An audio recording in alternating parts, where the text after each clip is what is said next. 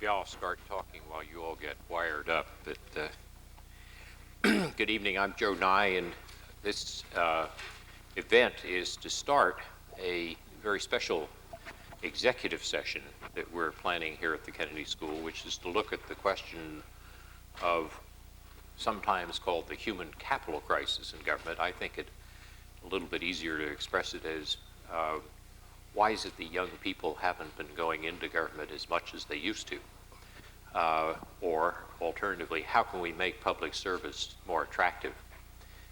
If you look at the simple numbers of the Kennedy School among the young American students, in 1980, 3/4 of the MPP class went into government at various levels. By the 1990s, that had declined to about 1/3. And when one asks students why, there are a variety of answers. But the thing that I think is particularly concerned is that if bright young people, good and able young people aren't going into government service, we know we're going to have government, but we also suspect that we won't have as good government as we need. And that has led to an interest here at the school to try to understand to what extent can public service, government service, be made more attractive. We think of this in that narrow sense of the school, but we also think of it as citizens. In a democracy, you want a government which is an effective government, and we have been concerned about what has happened on that. There's been some improvement since September 11th on this, but even if you account for September 11th, the numbers went up by about 10 percentage points according to a poll that was recently taken. So if you had young college-educated workers and asked them, would you think of a career in government, that goes, it was about 16% of the public would take a career in government or consider a career in government before September 11th. That goes up to about 29% after September 11th. But there's still a long way to go. The government recruitment problem was alleviated but not solved by the events of September 11th and the aftermath. In any case, the group here on this stage with me are people who may know the answers to this. And we're going to be joined, the air traffic system, Willie, at 6:40 by Senator Voinovich, who's been taking a lead on this in the Congress. But in the interim, we will have answers from the panelists who were here before you. And we're going to keep this very informal because we want to have very brief responses to questions I'm going to ask, and then basically a conversation with you in the audience.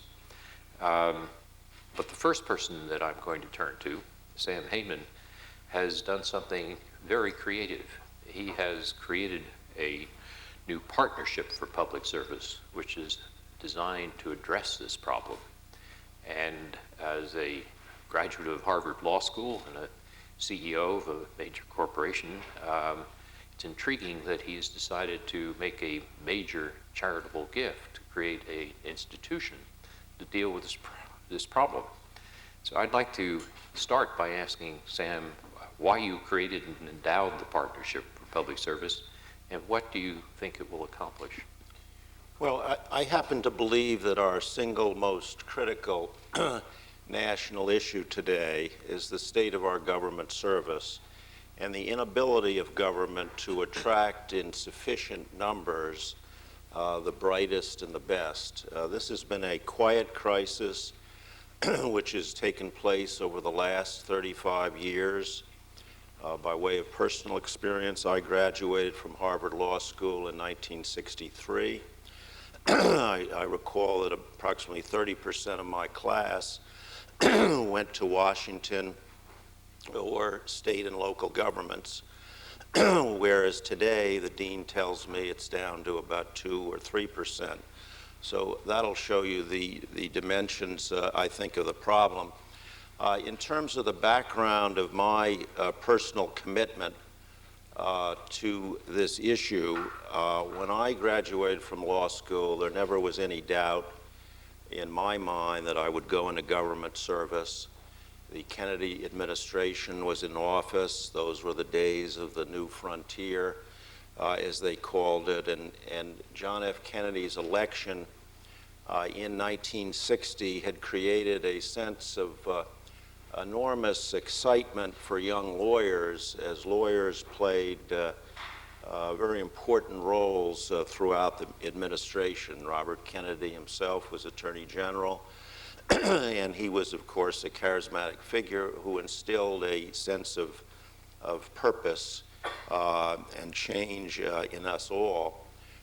My first job was as a lawyer with the Justice Department. I was paid the munificent salary of about $2,500, and considering the amount of law that I knew at the time, I may have been overpaid.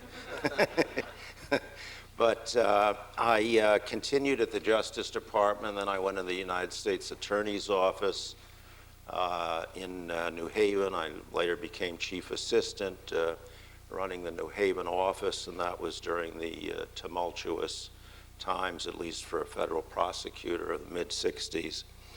And while I was committed to a career in government service, my father died at an early age. There was no one to take over his business, and one thing led to another, and that was the end of my government career.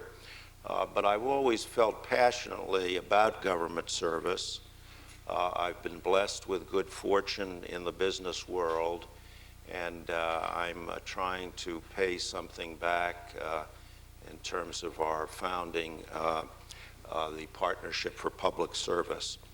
What also drew me to this effort, I might add, was that while the government crisis is acknowledged by most to be one of the nation's most pressing, Paul Volcker, for example, and others believe it's the most serious issue in America today. It was amazing to me why more is not being done to address the challenge. In fact, I think we have often heard in response to this issue, excuse me, the all too familiar recitation of a litany of circumstances which have brought us to this crisis, whether it be the Vietnam War, Watergate, the media, non-competitive federal pay practices, the allure until recently of the internet. But rather than hearing more of an expression, as I think we should be, of a can-do attitude and concrete proposals for this solution. And make no mistake about it, there's plenty of blame to go around, including past Republican and Democratic administrations. And while there are those who are enormously able, thoughtful, and genuinely committed who are working in this area, and I do not for a moment mean to underemphasize their efforts, the plain fact of the matter is that there's just not nearly, that these efforts are just not nearly sufficient given the momentous challenge we have before us. So our objective at the partnership is to help mobilize a national call to federal government service. We obviously don't pretend that we can do this alone. We do hope to encourage, assist, and provide advice to those who seek to take up the cause, whether they be political leaders such as Senator Voinovich, who has made this a number one priority for himself in the Congress, and the federal agencies, the administration, colleges and universities, including the Kennedy School, and other organizations who are working in this area. You should know that I have not made too many bad investments in my business career, and I'm confident that with the help of all of those who hold this cause dear to their hearts, that we will make a significant contribution to the revitalization of government service. Thank you. The people who are typical of those who will determine that outcome are seated to your left. And we have the next three speakers will be members of the second year of the MPP class here at the Kennedy School from somewhat different backgrounds. And it'd be interesting to see whether they're equally optimistic. Mike Young, I would like to start with you. You've worked in the private sector before you came to the Kennedy School. What will determine whether you go back to the private sector or whether you take a government job after you leave? Well, let me first start by saying that you've really spoiled us here at the Kennedy School. And it's going to be hard to imagine taking up a job that could be nearly as fulfilling as our time here has been. We've been fortunate enough to be in a place and to partake of waters of an institution that is so rich in resources and rich with opportunity that I worry that it'll be invariably a disappointment either way. The first thing that comes to my mind... This is not rigged. It wasn't, but I think it's the truth. Now I know why this gentleman was selected for the panel. The first thing that comes to mind for me is the question of fit. What is my fit with an organization, and what is that organization's fit with me as a prospective employer? Professor Kramer here, I take his class, I don't know if he's here or not, but he uses a very delicate term called homosocial reproduction, where we talk about people hiring people like themselves. And I think I speak very personally here, but I hope I reflect a larger consensus that many of us here at the Kennedy School aspire to work for people who exhibit qualities that we ourselves hope to develop in our own careers. We want to work for people who are smart, people who are ambitious, people who have initiative, and people who care. I think that you can find these people both in the private and the public sectors, but I think those are qualities that we look for in the people that we work for and the people that we will work with. The second term that I come to is that of commitment. I think a lot of us here at the Kennedy School appreciate the fact that we feel that we are being invested in. And in reciprocity for that, I think all of us put forward our best efforts to expand our own levels of knowledge and to advance the frontiers of our institution. I think in terms of looking at prospective employers, that to me is very important.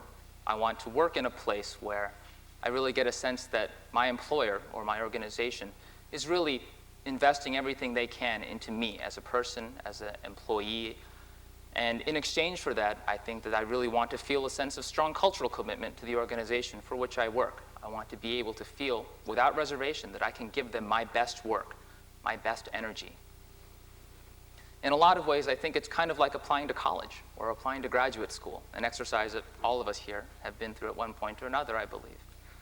You look for a school that has the personality and the kind of people that you yourself would like to be associated with. You look for a place where students really believe in what they do, where the teachers are really excited about their work, so that you too can engage in that sort of contagious feeling. The next thing that comes to mind for me is perhaps a little bit non-intuitive: job security.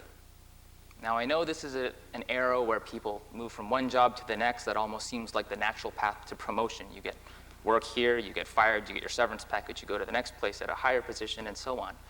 But I really believe that job security is sort of underrated in our discussions of what we can do to reinvigorate a public service ethic in our students.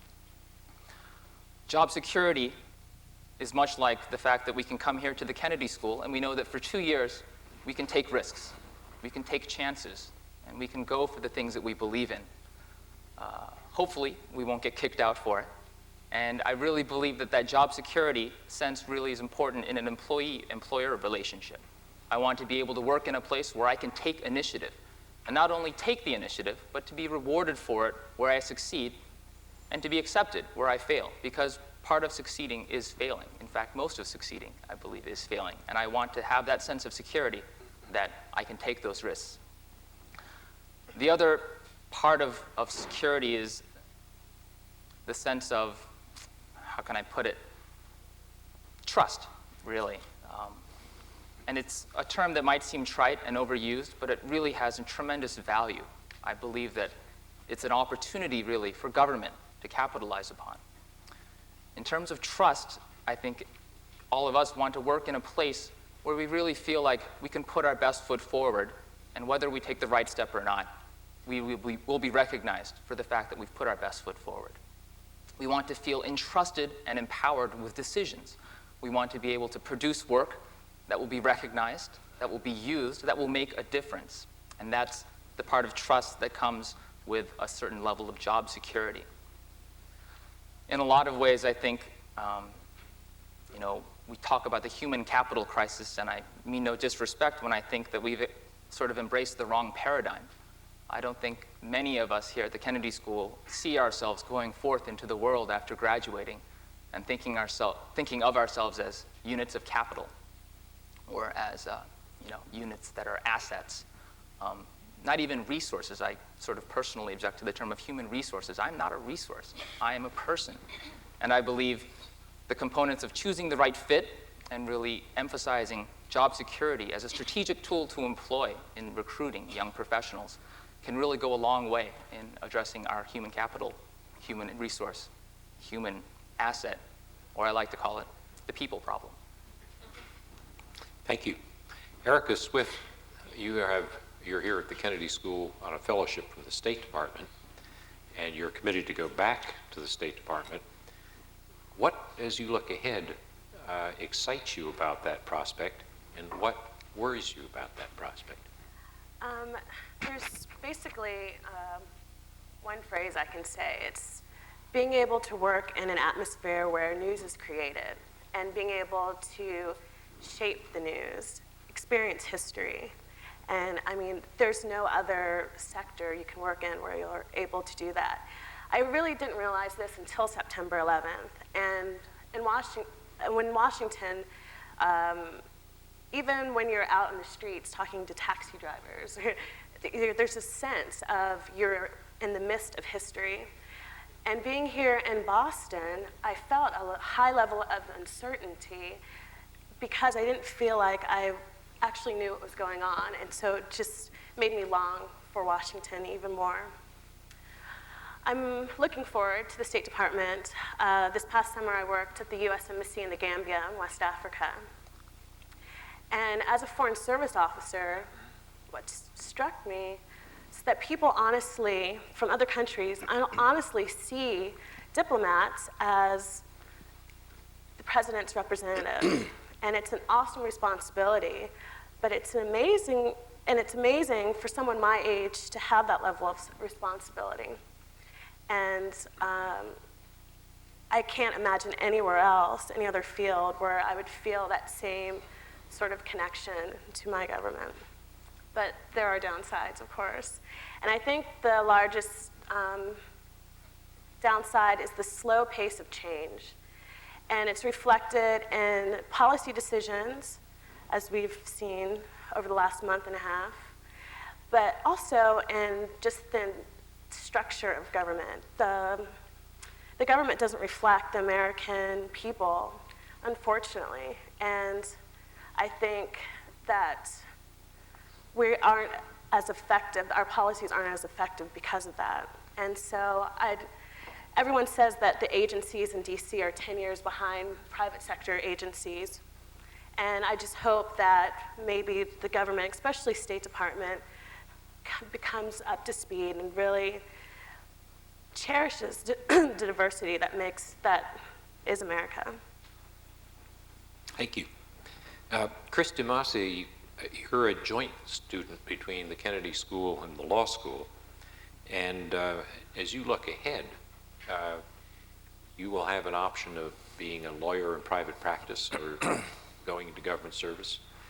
What are the attractions or the contrary, the drawbacks of either of those choices? Well, let me first say that I put together some things to address this issue. I want to speak both from my perspective and from the perspective of other law students at the school, because there's definitely a diversity of opinion at the law school, but there are some generalisms you can make about how people look at the private sector versus the public sector.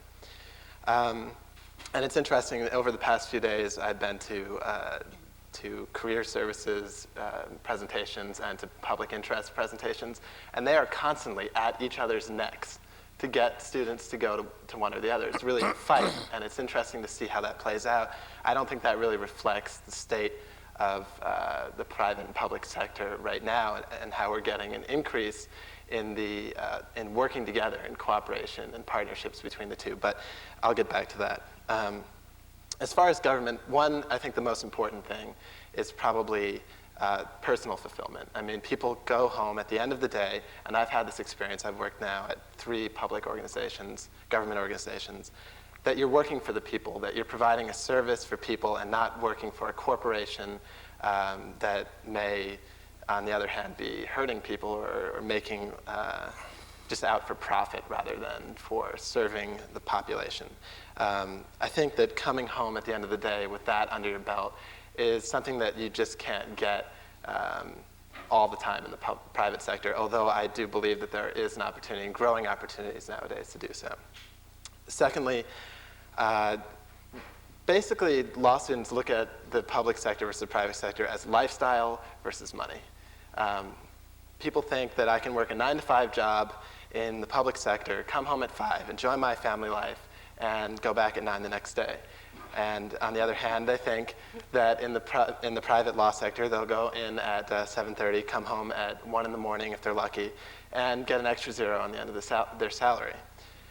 I do think there's something to be said, though, about lifestyle in public sector. I do think that people understand and give more credence to your life outside of work. And while I think public sector workers and employees do work hard, I think there is a more general understanding that family and other values are important. Third, I just want to echo Mike's comment about job security, especially in a time like this. The law students right now who are looking for summer internships and jobs are more interested than ever in working in the public sector because, frankly, there just aren't the same number of jobs in the private sector, and I think the public sector is shielded, not completely, but somewhat from economic downturns like those that are going on today. And finally, I think there's just a general feeling of serving your country, giving back what you've been given, whether it's in local government or national government. Now, on the other side, on the private sector side, let's face it, the key is money. People look at that extra 0 on the end of that salary, the check they give you when you go for your final interview. And and they compare that to the extra 0 that's on their debt from education. I mean, from the 3 or 4 years that they've spent paying. And that's a serious consideration for people who are coming out of school. A lot of people get drawn into the private sector simply just to pay back their debt. And I think that we're making good efforts both here and at the law school to help people get into go into the public sector immediately, but I think that as we continue on, more can hopefully be done in that area. Secondly, flexibility. As far as where you're placed geographically, I think in the private sector you have more control over where you'll be, and there also seems to be a more encouragement of moving across sectors within the private sector. In other words, from one kind of law to another to get different kinds of experience. This may not necessarily be true in all public sector jobs, but people perceive at least that once you've gotten into a certain part of the public sector, that's where you are to stay. And then, as Erica was saying before, this idea of dynamism and the public sector being behind the private sector, that they don't embrace the creativity and innovative ideas the same way as the private sector does. And along with that, the ability of a young person coming into a corporate environment to get their word heard by people higher up in the bureaucracy. I think while bureaucracy is somewhat a matter of size, and government organizations tend to be large and therefore bureaucratic, law firms, not all, but many, tend to try to really get an interaction going between partners and associates so that while not in all cases are your words really being heard, at least the appearance of their being heard is made. And that is important. I mean, actually having a say is important as well. And finally, I think the youthful atmosphere of a private law firm is a drawing factor. The government agencies I've worked in, I've had a great time, but the atmosphere in the office has never been geared toward a young, up-and-coming individual. It's kind of slow, and not slow in the sense there's not work, but slow in the sense that there's not that kind of youthful atmosphere going around there, and there's certainly not a foosball table, downstairs. Let's face it. I'll hold it. I think the private sector companies do a good job of advertising and making a comfortable environment for young people who are coming directly out of graduate school. I think government needs to do a better job of doing that. Anyway, I'd like to end by saying that I think a lot of these differences are misstated, because in the end, where a lot of us in the legal sector and other sectors are working both in the law firms and in government. I think increasingly as we see people switching between 5 and 6 jobs over the course of their lifetime, sometimes even 5 or 6 jobs over the course of 5 or 6 years, that it's not so simple as government or business. It's when government and when business, and how can I use my skills and leverage them most effectively at this point, at this time in my life. I foresee myself working in both sectors somewhere along the line. I hope to spend the majority of my career in the public sector, but we'll see. Thank you. Professor Carol Chetkovich has not only taught her students, she's listened and learned from them, and has done a fascinating study based on interviews with Kennedy School students. Carol, what have you found out about the attitudes of Kennedy School students in general about their approach to government or private sector or nonprofits? And how could we make government more attractive to young people? In terms of what I hear students seeking in their employment, I think this is actually pretty consistent with what we've heard from the 3 students sitting here this evening. Probably the top feature is a sense that where they're going is a place that they'll be able to develop professionally. So they're looking for learning opportunities and skill development. And that's particularly critical when you expect that your career will not take place in a single organization or perhaps even a single sector. So that first step has to be one that opens up opportunities. Related to that, they also are looking for something that they think will set them on a career path that will enable them to advance. They're looking for intellectual challenge. Everybody wants work that will be interesting. And then the other piece that I hear is a sense of efficacy. And I think about this in 2 different ways, because I hear people talk about it in 2 different ways. One is simply the sense that you're going to go to work and people are going to pay attention to what you have to say, and you'll have an opportunity to actually do things, to accomplish things.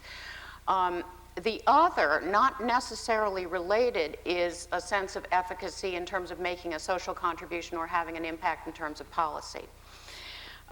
In terms of salary, with respect to MPP students, I think most of them are not actively seeking high salary or don't identify it clearly as the top priority, but they are very much worried about debt burden, and it comes into play there.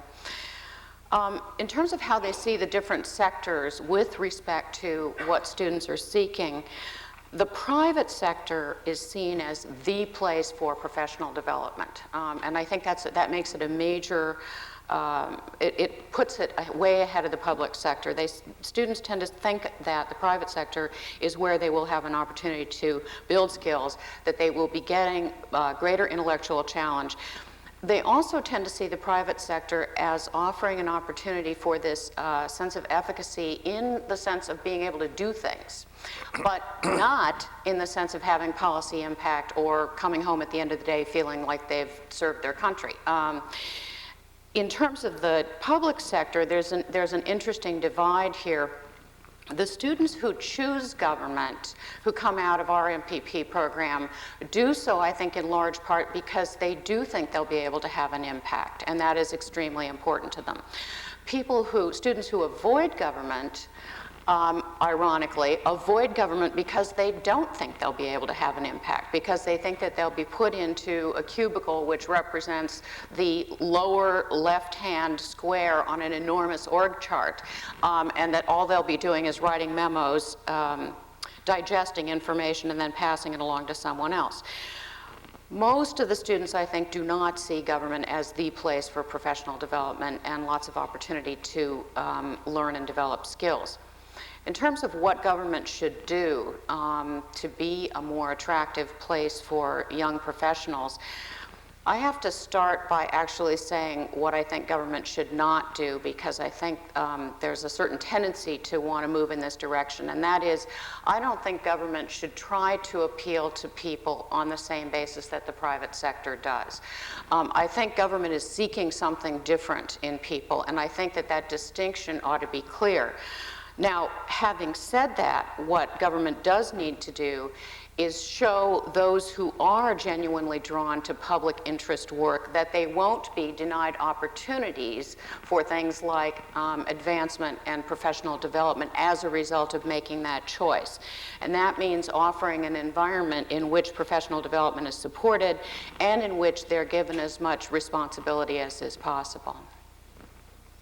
Thank you. Senator Voinovich, we're delighted the air traffic system allowed you to join us, and we're also delighted because you have been the leader in the Senate, indeed in Washington, bringing this problem to attention, and not only to attention, but trying to do something about it. You have filed legislation, which I think is an important first step in that direction. What are the prospects? What do you see happening in this area, and what are the prospects for improvement? Well, first of all, I'd like to thank you for hosting this group of people. I think that about the only way that we're going to be able to really make a difference in this area is to establish a public-private partnership. And Sam, I'm so happy that you're willing to be here and contribute your wealth to making a real dent on this situation. It's interesting about young people and why are you interested in doing what you're interested in doing. I made up my mind when I was 16 years old that I was going to go into government, and I made up my mind that I was going to do undergraduate school in government, and I was going to go to law school, but I wasn't going to law school necessarily to practice law, but it was going to be a wonderful background for me to go into government. And one of the first jobs I had was I worked hard in Bill Saxby's campaign for Attorney General, and I was one of the first people he appointed to the office as a young lawyer, and ended up in the trial section of our workers' compensation. And I got wonderful experience, more experience than I could have got any place else. And I also had an opportunity to work with some of the finest trial lawyers in our county. So it was a great, great experience for me. I think that the first thing we need to do is to educate my colleagues on how important human capital is to the success of government. Too many of them describe government workers as quote the head of the GAO, that their cost to be cut instead of assets to be valued. And of course, some of our presidential candidates over the years haven't really aided that either. When you keep hearing them not talking about the bureaucracy and so forth, it kind of is discouraging. And then the Congress echoes that. So we need to really do a job on educating members of Congress. Second, when they're educated, then they'll be willing to provide some of the money that we need for the incentives that we already have in the federal service. David Walker, who heads up the GAO, has said that we can deal with about 80% of the problems that we have if agencies were given the money to go ahead and take advantage of the incentive programs that exist today. Many of my colleagues would rather buy an F-22 or something else, or an aircraft carrier, than put money into people. And it's really weird because in their own offices, they know that their real success is based on how good a team they're able to attract around them. I think the other thing that we can do is to encourage the administration to use the human capital tools that they have. And it wasn't until about the last year and a half of the Clinton administration that they really took the issue of human capital very seriously and started to do some work in that area. And there's a lot of flexibility that's available, but you've got to have an administration that's really understands that this is should be given the highest priority. And I think that our working with them and letting them know that we think it's an important priority is also extremely important. And I think fourth, the Congress, we can hold oversight hearings. For example, the GAO has made human capital a high-risk area. And I went through this list of agencies, and for years I've been very upset because I felt that the United States hasn't enforced our trade laws. And I've always felt that we didn't have the people or the smarts over there to get the job done. Well, one of the areas that they identified was that area. And I've already told Don Evans we're going to have him in. I want to know what he's done to try and deal with that situation. And finally, I think we need to go forward with some of this legislation that I've introduced for myself and for the administration, and do some incremental changes there that will really make a difference. For example, you're talking about flexibility in hiring in agencies, being able to pay the loans of students that you're trying to attract to government. We've got 3 agencies today in the federal government that have flexibility. One of them is the FAA and the IRS and the GAO. And those flexibilities, I think, are needed in a lot of other agencies. If the head of the IRS were here today, he would say that he could not have made the changes that he's made without special hiring authority in critical areas that have brought people in at above what senators and congressmen are being paid. There's a cap on what you can pay people. And so often, you get what you pay for. And there are key people that we need to bring into government to shape up some of these agencies. And the only way you're going to do it is to give those agencies the flexibility to go out and attract them. Thank you. I was quite struck in listening to our 3 potential government workers of the future and their view. Notice that 2 out of 3 stressed job security. And the reason I was intrigued by that is the conventional wisdom, but conventional wisdom was based on a number of studies. For example, the GAO has some data on this, argues that people of your generation are much less concerned about job security than earlier generations, and that indeed most people of the millennial generation expect to change jobs many times in their career. And yet 2 of you stress job security. Why? Mike? I think job security is a strategic tool that needs to be used in conjunction with several other instruments. Job security on its own will not promote the kind of turnover and recruiting that we need to see in government. But job security coupled with commitments of high, or cultures of really high commitment, or with strategies to promote risk-taking and innovation, can really make everything else happen.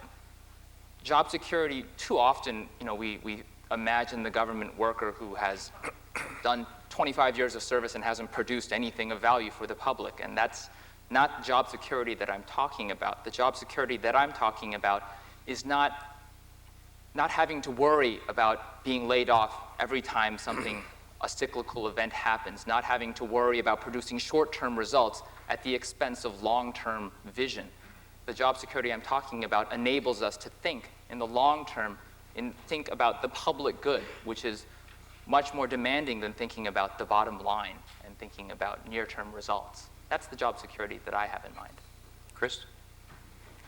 Well, I think the way I'm looking at it and the way the vast majority of law students now are looking at it is perhaps we've overestimated the ability of the law industry to continue to grow in perpetuity. I mean, We can only hope. really, people are beginning to realize that, that at some point, there's not going to be a job for every law student, and that At least not at the salaries which outrank Right, professors' right. salaries. Exactly. And I think the recent events of September 11th and the more general economic problems we've been hitting up against over the past half year or so have really, I think it's given people pause, people at professional schools like the law school, and thinking, maybe I will change jobs 5 or 6 times, but I certainly don't want to be put out of work one day on not because of anything that I did, but just because of the general, state of the economy and of the industry.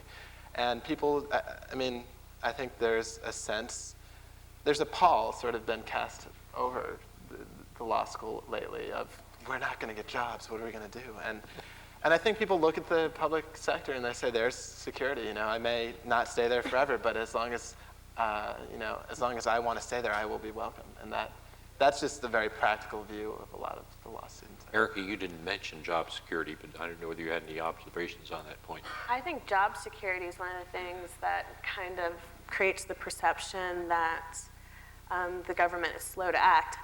The State Department calls it the golden handcuffs. Basically, if you stay in 7 years, you're probably going to stay 25 because of your packages and your health insurance. And so there's a lot of people in all government agencies who honestly are just there because they feel like they don't have another option or because of the security. And I think that if there were a little bit more flexibility in hiring practices, I think our government would probably function better. Let's expand the circle to the others in the room and broaden the conversation. There are microphones here on either side if people want to use them. Yes? I should ask you, even though I know who you are, please identify yourself for others. Hi, my name is Amit Bordia, second year MPP student here at the Kennedy School. I come from India and facing very similar circumstances. Civil services used to be a very high prestige thing. It's gone down very drastically in its popularity and very few people actually want to go there. And one big thing that people have discovered there is the lack of role models, especially when you compare it with the private sector. A role model in the private sector would be a Bill Gates or would be a CEO. In the public sector, the higher positions are politicians, and so there's only so much that people joining the government can come up to. Do you think that is a big constraint, a big factor here in the US as well?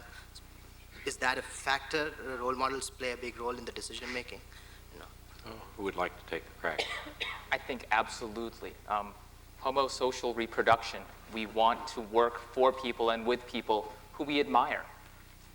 And I don't think many of us could think of a career civil servant off the top of our heads who has that rock star quality of a Bill Gates or Steve Jobs.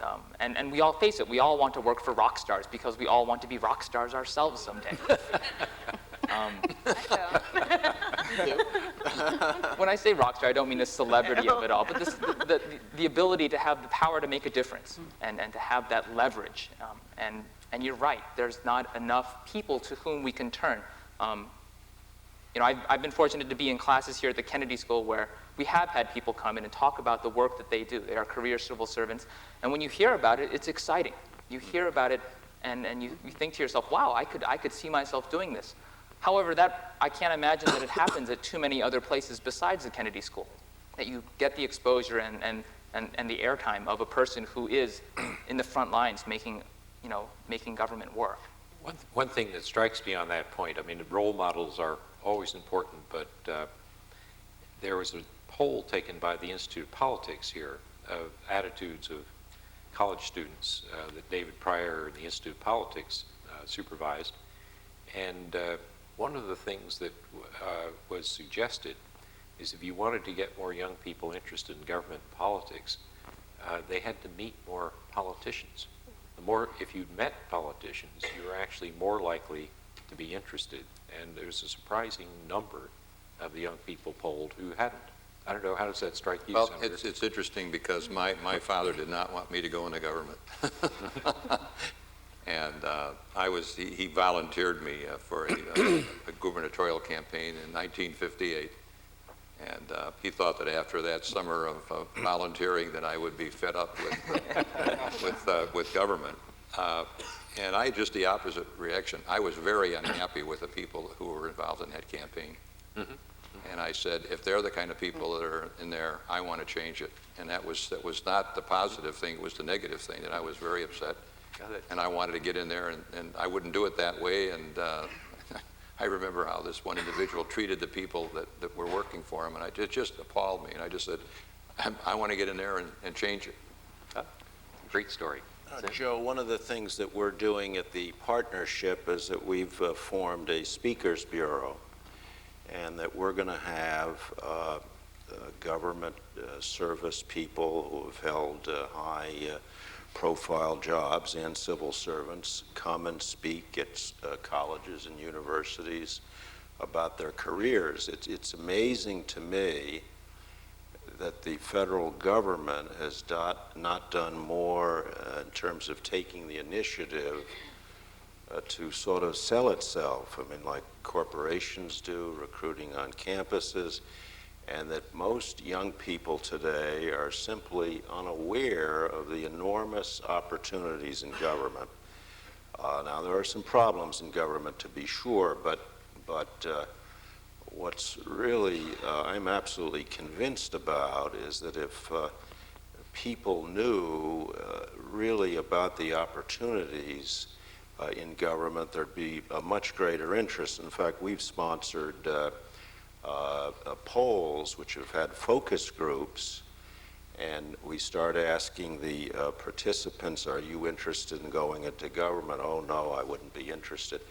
And the next question is, do you know that such and such a job is available at the State Department or the Justice Department? They said, gee, no, if this were available to you, would you be interested? Oh, absolutely. So there's a real breakdown in the communication between the substance and the reality and the appearance, and I think that that's one of the challenges that we all have in trying to turn this perception around. And the other thing is that it's interesting that many people who have been involved in government and have left and gone to the private sector have done very, very well. I had, when I became mayor of Cleveland, I was having great difficulty in attracting people because it was the first city to go into default since the Depression. I couldn't find a finance director and several other directors that I needed. And I was able to convince a couple of local organizations, one I recall, Coopers and Libren, to make available to me a young man that had been on my screening committee. And he came to work and did a wonderful job for me, spent 3 years. Went back into that accounting firm and ended up heading up their national government practice. Another young man who was in the law firm that I was associated with really didn't know that much about municipal law, but he was a brilliant guy who was a West Point graduate, and I'd known him just casually, but I knew he was really fired up about making a difference. And he went to work for me, and he, to this day, says it was the most enjoyable time in his entire career.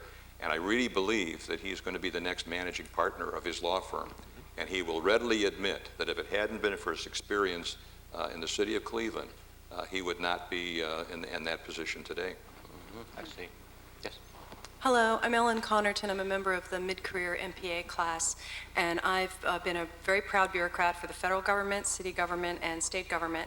Most recently, I spent 5 years working for the Commonwealth of Massachusetts, and we had a number of challenges retaining, not attracting very qualified staff, but retaining them. One of the problems that we had is state government relies heavily, particularly in the area of health and human services, on grant funding for a lot of its projects. So we bring people in and we're only able to promise them 2 or 3 years of a job. The funding ends and the job has to end. So it's not a secure position. That's been one of our challenges. The other one is there's been a sort of privatization effect on state government, particularly here in Massachusetts. And we had a number of people at our agency who were bureaucrats employed in our state agency, but not civil servants, who did not receive benefits, who did not receive that much more of a salary, and for whom there really wasn't much of an incentive for them to stay in the system. And I'd really like to hear what the panel has to say about the effect of this privatization on attracting people to government service. Well, I know that's one of the first complaints of people looking at the State Department is you have these pay schedules and everything's scheduled. And so versus the private sector, no matter how creative you are, you're still going to rise at the same level. And so some people see it as demotivating.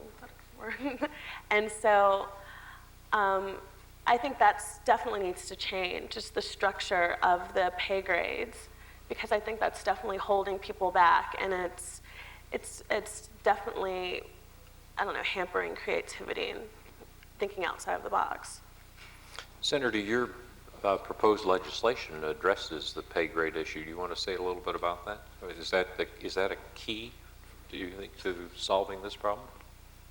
Well, frankly, the legislation doesn't deal with the comparability issue, which is a real issue that needs to be brought to the table, and it's one that everyone wants to close their eyes to. But pay does make a difference, at least pay that's comparable to, people need to support their families. And so I think that that's something that we need to look at. We also need to look at, for example, in the senior executive service, we have 75% of the people getting the same pay. We have a lot of compression there.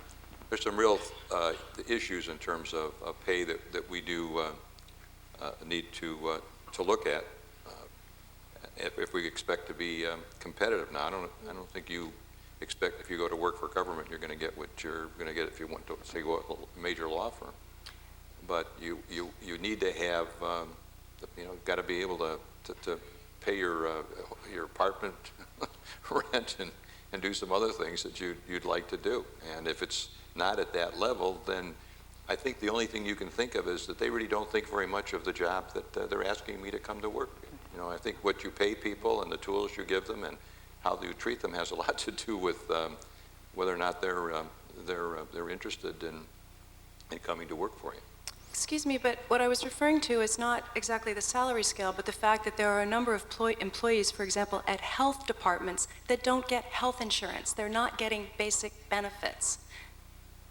I was governor of Ohio, and I can tell you that everyone that worked for the state of Ohio, we had one of the best health plans in the country, and we didn't have anyone that wasn't covered by that. And in terms of farming things out, I was not a real advocate of that. I always felt that if you empowered your people, we were a leader in the country in quality management. We didn't call it quality management, we call it quality service through partnership.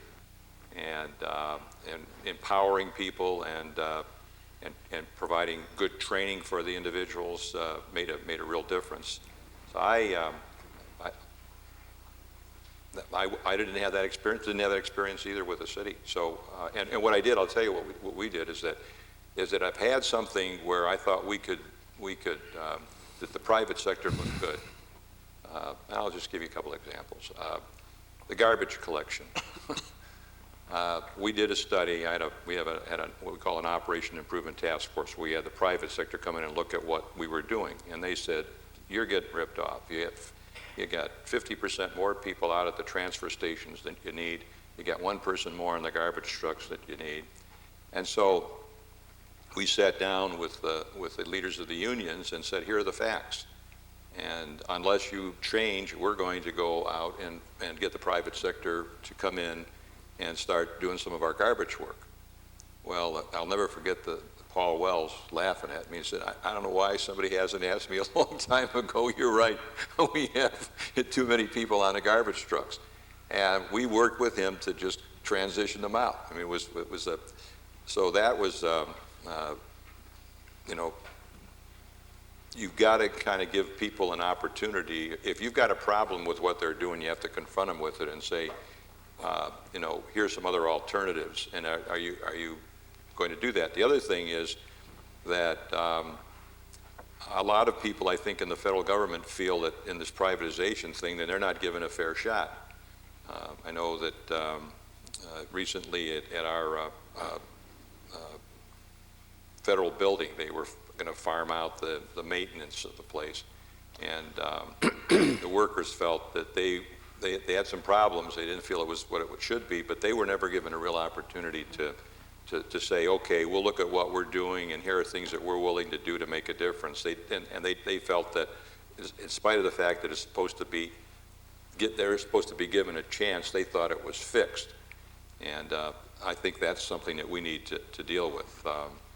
I know I had, as governor, I had a golf course that the private sector was running, and they did a lousy job, and we're going to get rid of them, and we're going to put out again for bid. And my union employees came to me and said, you know, we think we can do this job. Would you allow us to bid on it? And I said, why not? They came back with a wonderful package. We gave it to them, and since that time, they've done a wonderful job. So I think that issue needs to be more looked at by people in government, because if the word gets out that, you know, anything comes along, that you farm it out, then you get at what you're talking about, the risk factor, that why go to work there, because your job may disappear to the private sector tomorrow. Hi, my name is Larry Harris. I started a nonprofit that's actually based here in the Institute of Politics. It's called United Leaders, and we are inspiring the millennial generation to enter careers in political service. This morning I was inspired to see that there's legislation being introduced to expand AmeriCorps and support the volunteer service movement that our generation is currently engaged in. However, what that legislation does overlook is what's contained in the Institute of Politics study that shows that my generation does not see the connection between volunteer service and political service. And AmeriCorps is not doing that job. While it's good to see AmeriCorps expanded, I wonder if you guys could talk about how government can be more supportive of political service, and perhaps even consider funding organizations like my own that do give young people an opportunity to pursue and achieve careers in political service. Sam, do you want to start on that? By political service, you mean government service? Civil service, government service. As opposed to community service? Yes. Well, it's a very interesting situation because, you know, today young people are enormously idealistic. You have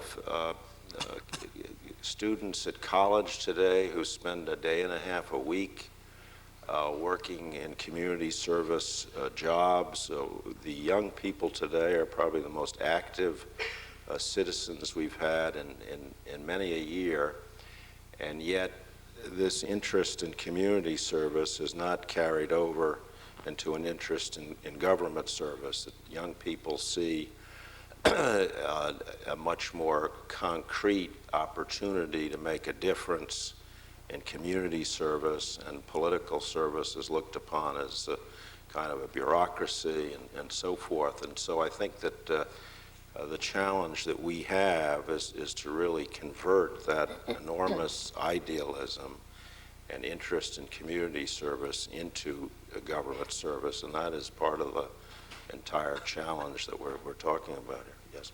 Carol?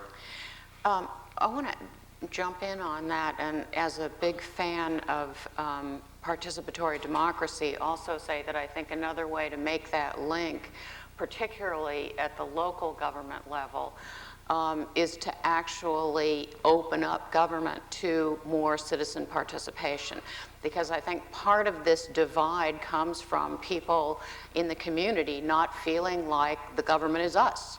And I think that there are opportunities to do that. There actually, federal agencies are attempting to do this as well, but it's an especially open possibility, I think, at the local government level. So that'd be something that I think I'd love to see us move in that direction. Are you talking about paying jobs in government for young people? Yes. Well, one of the problems that you have is the fact that our government employees are heavily unionized. And if you bring in a bunch of young people that take these jobs, they feel that they're taking jobs away from individuals and membership. And I'm not being disrespectful to the unions, but that is a problem. And I think that, again, perhaps what we need to do is to talk with some of the union leaders, about would they be willing to participate? maybe that's a good idea. Find out whether or not they'd be willing to participate in AmeriCorps and encourage their locals and AFSCME locals to make opportunities available. Chris? Yeah, I just had one brief point on that. And a little story to go along with it. I worked in the State Department as a summer intern, and of all the different ways, I think, of exposing young people to government, actually working in government for a summer, getting a feel for it, seeing if it's what you like or what isn't, it's not what you like, is probably the best way. I mean, meeting a politician, meeting a career bureaucrat is one thing, but being in the office, experiencing that kind of job and that kind of life for a summer, it gives you an idea. And I actually had one supervisor at the State Department who refused to participate in the State Department internship program because he felt that it was aimed at people who could afford to take a summer off for free and not worry about the finances. And I know that some government agencies have made an effort to give stipends to underprivileged college students, and also some universities have done the same. But I mean, it still tends to be that the majority of people who get that opportunity to work in a government for a summer are people who have the resources to do so. And I mean, that's a serious, you give up a lot by taking a whole summer away in terms of paying back your loans. And again, it comes back to paying off your educational debt in a lot of cases. So I think that's an important issue as well. Lee, Hi, my name is Josh Good, and I'm a full-time student over at the Divinity School, but I've also been working part-time at the Shorenstein Center on the press, politics and policy here this year, and I wondered if it might be helpful to ask a question about the role of the media in all of this, and to ask, I guess we had, Chris Matthews was here last week on whatever it was, midway through the week, you're nodding, and made this comment that we expect a little bit too much of our politicians who hold public office.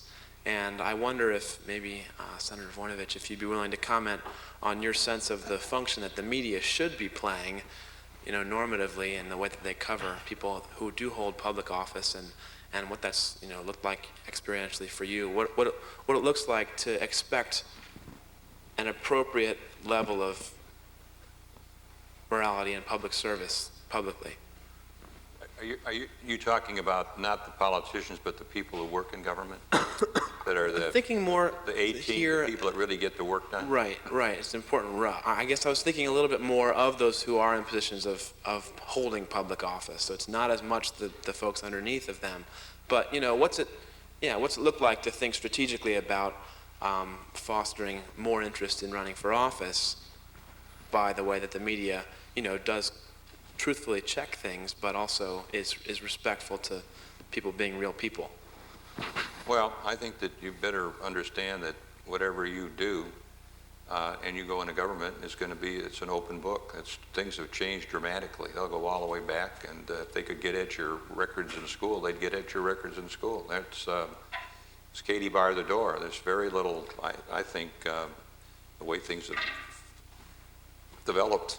But I wonder if I could put a little additional twist on the question, which is Pat McGinnis's Council on Excellence in Government did a very interesting study of the way television, and not just news, but comedies and entertainment, portrayed politicians. And in the 70s, they were politicians and government workers of all sorts. They were largely favorably portrayed. By the late 80s and 90s, they were largely unfavorably portrayed. And that conveys a message. That's essentially the media and the entertainment industry conveying a message. That turns around in the late 90s. And the latest poll that the council has done suggests that there's a slightly more positive portrayal in television today. And somewhat jokingly, because I don't think the evidence is complete on this, it's been called the West Wing effect. Mm-hmm. But I was wondering whether, in this question of the role of the media, have you noticed that the way your constituents respond to government, either at the level of Cleveland or Governor of Ohio or in Washington, has varied with these changes in the media approach? No, I really haven't. You haven't seen it? No, I think that what I have noticed is people have become less interested in who people are because they don't think many of them make that much of a difference. The fall off there. But I've talked with Pat about that too. And one of the things that I think we can do, this ad hoc group that we put together, might be to encourage some of the media people to start featuring somebody that might work in the State Department and what goes on behind the scenes and some of the good work that they're doing and the difference that they make. And there's no question, I think, that would inspire people to be more interested in that level. You know, they could have a few more movies out. You know, the movies I saw when I was growing up, politicians were depicted as pretty nice people that you know, were making a difference and you know, did the right thing and fought the bad people. You know, but that's changed a bit. And I guess if you want to, you can go to the video store and get whatever you want, the good ones and the bad ones. Mike? I hesitate a little bit about tinkering with the media, though, because it is ultimately the mirror that we see our reflection in. I'm uncomfortable with the idea of, you know, it starts to approach kind of a propaganda sort of feeling to, you know, dictate what the media does. But I'm totally in favor of new television series like the FDA and followed by CDC or something like that.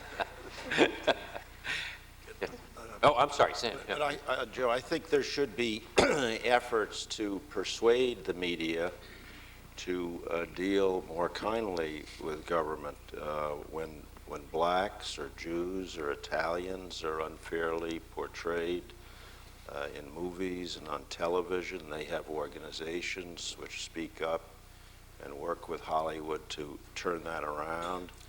And we ought to be doing the same for government. And there's no real organization that undertakes that responsibility, but we should be doing it. And we should be working with the media to portray government in a more positive way. And I think there should be a proposed rules of conduct in campaigns, as Senator Voinovich mentioned. I think it's terribly destructive for political candidates to campaign against the government bureaucracy and portray everybody in Washington as government bureaucrats, and they ought to throw their briefcases into the Potomac, and all these kinds of comments that have been just terribly degrading to the perception of government servants. And I think that political candidates ought to be asked to, they don't have to, they're not legally obligated, but ought to be asked to sign some rules of conduct during these campaigns so that you don't have this kind of situation. Good evening. My name is Evan Hirsch. I'm an undergraduate at Boston University, and I just wanted to point out an interesting, I guess, catch-22 about safety involving working in the public sector. I remember a couple years ago when those gentlemen went into the Capitol and began shooting, the reaction that happened in my community at home. I'm from Cleveland, Ohio also. And what happened was the first thing that the high school pulled the Washington trip, and they wouldn't let the kids go, so the kids couldn't meet politicians and stuff. Another thing is I worked for the governor of Massachusetts last year, and one of my daily responsibilities was going over to the IRS at the JFK Federal Building and making a delivery, and there is security there, and you go through a metal detector and everything. But now you have a situation with the September 11th, and people are searched head to toe, and people don't like waiting in line like that, and people don't like, you know, they feel their civil liberties are being violated by having to wait like that. Another situation that happened actually was about last week. My high school class and the 11th graders come to Boston every year for a field trip, and unfortunately, the trip was also canceled due to the September 11th situation, and they were going on a bus. They weren't even flying, and one of the programs was for them to come to the State House. I actually work for a state senator now, and that was one of the reasons cited by one of the school board members as something that they did not want to do. I also had a great experience working for the Attorney General in the Cleveland Regional Office over the summer. And I really enjoyed my experience, and I'd like to go back there this summer, but there were bomb threats all the time.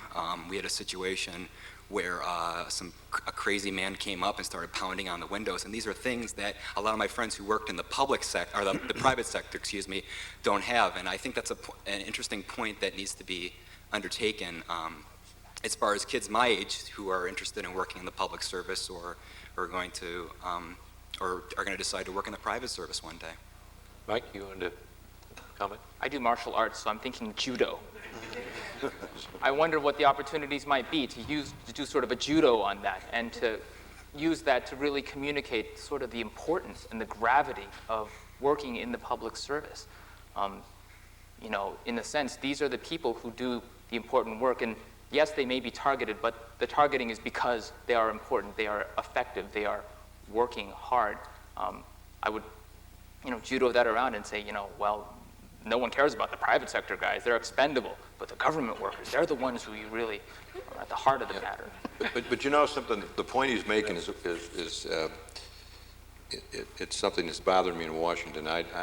My children will never see Washington the way I saw Washington. I used to be able to walk into the West Wing of the White House, and the cars were going down Pennsylvania, and there was kind of a relaxed attitude. And today, everywhere I turn, ballots are being put up in the Senate, and I walked through the rotunda today, and there wasn't anyone there, and I asked the guard, they haven't had anybody in here since September the 11th, and we've got to get things straightened out again, because these visits to Washington by youngsters is very, very important. And when I was 13 years old as a Boy Scout, and I came home and I was fired up. Man, this is a great country. Up until the time I went to Washington, I went to Valley Forge and that, I came back fired up. And that's one of the ways people get motivated to do what they do. And so I think we got to get things back to normal so that people can continue to come back and come to Washington and visit and meet people. And I slightly disagree. I mean, foreign service officers, there's always been a high concern about personal safety. And I'm actually relieved that the agencies are taking threats a lot more seriously since September 11th. And I think a lot of these measures should have been taken a long time ago. And it's, I was working at the State Department, I was pretty amazed by how lax security could be. And so, we're doing an important job, and the reality is there are people who are jealous of America and what we stand for. And I'm willing to stand in line a little bit longer in front of an embassy or at the State Department, just so I know I'll be safe. well, let me tell you something. We've been very reluctant into putting in, and I must say in the last couple of years, because one of my committees is involved, we put a lot more money into securing our embassies around the world. We have, but we haven't really. It's a little too late in some places, and there's no question about it. We've been negligent in dealing with that. And it took Kenya for people to pay attention to Africa, and so, it's just a shame that it's always a reaction versus just looking at our current realities. And we're down to our last 2 minutes, and why don't each of you quickly make your questions? My name is Rob Mccarthy. I'm a senior at the college from Worthington, Ohio. So first of all, Senator Voinovich, I want to thank you as one of your constituents for coming. My question is pretty quick. It's touching on something that Mr. Heyman had spoken about earlier. I think one of the main problems is not that people my age don't want to go into public service, but rather that they're not aware of the opportunities that they have. And you began to talk about this, and I was wondering if you could tell us a little bit more about any sort of efforts to increase recruiting on campus or awareness of the programs that are out there, because people my age just don't know what's available. I can ask you a hold on that, Sam, and then let the man behind you ask his question. We'll do it all in one big wrap-up. Yes, I'm Preston Goldston. I'm a senior at the college right down the road from Rob in Dublin, Ohio. And I had a question. Eric had mentioned, Ohio is really doing well tonight. Coming out in full force. Eric had mentioned earlier about how being in Boston and being outside of Washington, she felt out of the loop. And having spent the past 3 summers in Washington, being here, I feel there's a sense of excitement and history that's going on there that I couldn't get in any other situation, any other line of work. How do we go about conveying that to people, saying, you can work in private industry, but your life will not be nearly as exciting, or won't get to witness history that you would get to witness if you're working for the federal government? I'm going to go right down the line and ask each person to either answer the question or make a final comment on the proceedings or the question of the evening. Sam? Well, in terms of communicating this to the opportunities in government to young people, there has got to be an effort to get the federal agencies into the 21st century in terms of human resource policies. The government, former government officials, I would hope our Speakers Bureau would get to the campuses and tell the story as it should be told. There ought to be, we are setting up at the partnership an internet site to list all the federal jobs that are available. And there clearly has to be better communication in this area, but I'm confident that it's going to be vastly improved. Mike? I return to my idea of judo. I agree with you, Carol, that the government should not compete in the same game because the government has strengths that are very different from the private sector in terms of recruiting. I think you're right. I think that the opportunities are there. We just don't know about them, and it's hard to find out about them. Sometimes it seems the government is recalcitrant about sharing these opportunities with us. I think about when I was a child looking through the TV guide, and I think it was the Turner News Network. They did all of their shows at 10:05, 11:05, because so that it would stand out from all the other listings at 10 o'clock. And I hope that we can figure out ways to make the government clever enough, smart enough, and fast enough to do these kind of things, to pull the judo moves that we need to make the strengths that are inherent more apparent, and to help us restore dignity and prestige to the public service.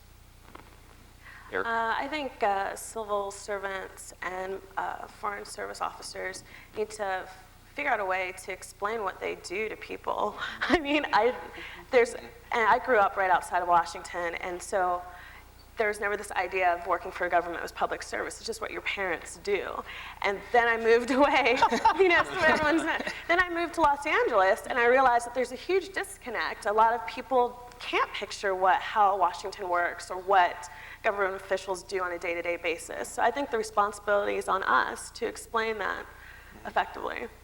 I agree completely. I was going to answer by saying that it's you, and us, people who have been to Washington and have experienced the atmosphere there, the making of history, that can come back and encourage other people to go into the field and to try at least to see if they like it or not. And as regards to Mike's point earlier, although I do think that the government has different points to stress when it's advertising itself, I think it's embarrassing, actually, how little some federal agencies get out there and push themselves. I mean, it's a market for and it's not resources, it is people, but it's still a market, and the way that you get a person's interest is by being out there and being seen, not by waiting for them to come to you. And I think it's time that some of the agencies realize that and really put themselves out there. I mean, I know that even here sometimes the Career Services Department has to go to the agencies and say, look, we've got these people who want to work. Do you have any positions? It shouldn't be that way. I mean, it really shouldn't. So. Carol? I feel like a broken record. Yes. It's about communication. It's about making the case which is to be made for government employment, and it's about inspiration. And I think that the potential is there, but getting the word out is absolutely critical. When I was talking earlier about how students see the difference between the public sector and the private sector, and one of the things that the students that at least I've talked to have said is they don't see the government as a place where people can learn and develop. In response to some of the work that I've published on this, a lot of people have come back and said, I think there's a tremendous opportunity to learn in government, and I think people in entry professional levels get lots of responsibility.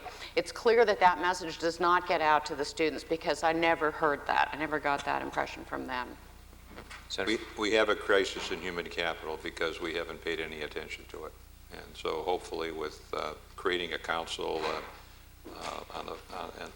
in the president's office, by having human capital officers in each of the departments that are going to devote their time and pay attention to this, that I think you're going to see some real changes made. And I'm hoping, again, that from this ad hoc group that we put together, we're going to get recommendations back on how we can go about doing a much better job of getting onto campuses and recruiting. Well, I want to ask you all to join in thanking the panel for a fascinating opening for this exercise the Senator just described.